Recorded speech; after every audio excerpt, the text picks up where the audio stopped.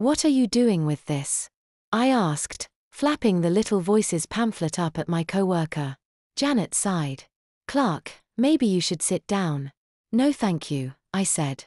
My tone was harsh and stern, even if my words were courteous. Janet looked away, avoiding eye contact. Mind if I sit down?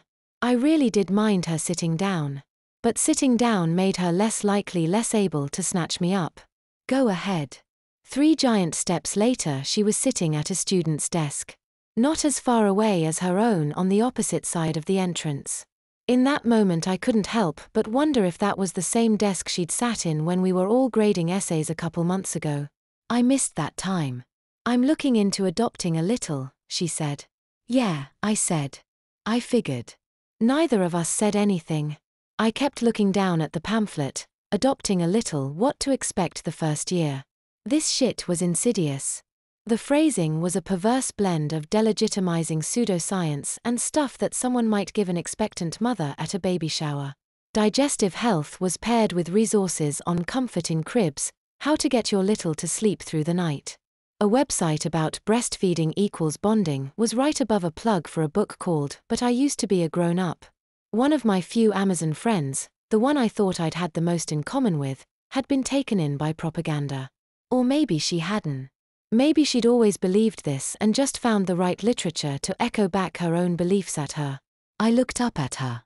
Even sitting down I had to crane my neck so as not to be making eye contact with her knees. So was it true? Was what true? What that Amazon said in the restroom? Were you just saving me for yourself? She didn't laugh like I was expecting her to. She didn't wave it away. If anything, she looked kind of insulted. Kind of hurt. Clark. I would never adopt you. You're a fully functioning, mature little. You're my friend. And friends don't adopt friends. I spat. Is that it? No, she said. That's not what I meant, and you know it.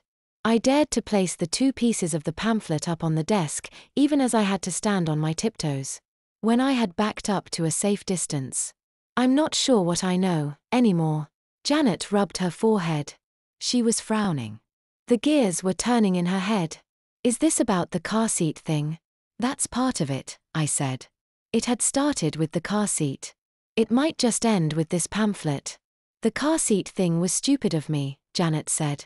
I did get it because I was considering adoption. But I wasn't going to take you or anything. I dug my hands into the sides of my legs to stop myself from screaming or rolling my eyes. Then why did you invite me out? Because I genuinely wanted to hang out with you, she said. I didn't reply. I just kept staring at her. Sometimes silence can be more effective than any rebuttal.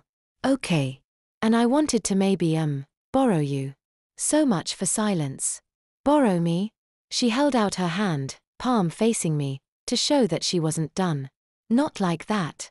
Not like that. Sorry. She took a breath. I mean, I was thinking of making sure I got the sizing right. Again, she exhaled. That was stupid and tone-deaf of me. I'm sorry. Not sorry enough for my liking. Let me get this straight, I said, feeling braver than I should have. You don't think I'm immature. But you wanted to use me, to make sure that another little might fit. You wanted to use me like a doll. Janet's eyes lit up like I'd just accused her of a crime. She started backpedaling. I know what that word means, she said. Apparently, Little Voices was also educating its audience on little slang, too. And no. That's not what I meant at all. I just didn't. I'm sorry. How do I know you weren't trying to take me? I repeated. Clark, Janet said. A couple of hours ago, I had you. We were alone. In a bathroom. And you were stuck in a diaper that you needed my help to get off. If I had wanted to, I could have taken you. Do you think Brolish would have objected? I didn't have an answer to that. I didn't want to hear it. So I gave no reply, just then. That didn't stop Janet. If it makes you feel any better, I'm thinking of adopting a little girl. I couldn't help it.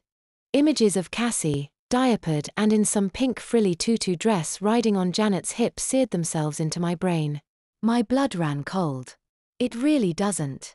I'd never adopt a little whose maturosis hasn't expressed itself, she promised. I'd only adopt a little that needed my help. We don't need your help. That's not helping. You're stealing US. You're torturing US. You're ruining US. That's what I wanted to yell.